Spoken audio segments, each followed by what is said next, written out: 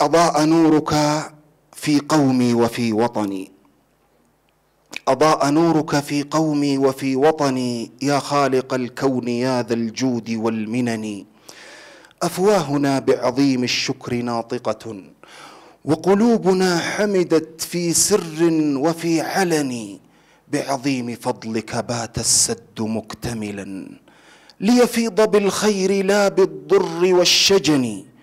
إثيوبيا اليوم تمضي في مسيرتها، إثيوبيا اليوم تمضي في مسيرتها نحو الشموخ بلا كل ولا وهن. لن توقف الركب أحجار مبعثرة، يا من قذفت بها في غابر الزمن. إنا جمعناها بالجد قاطبة، نبني بها وطنا عانى من المحن.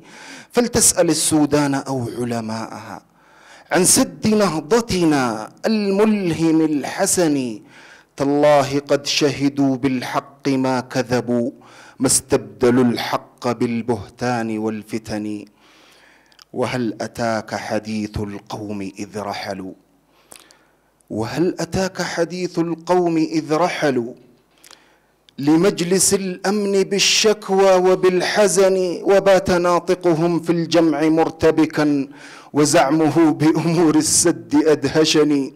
فلا وربك ما كانت مخاوفهم من سد نهضتنا، بل من نهضة الأمم.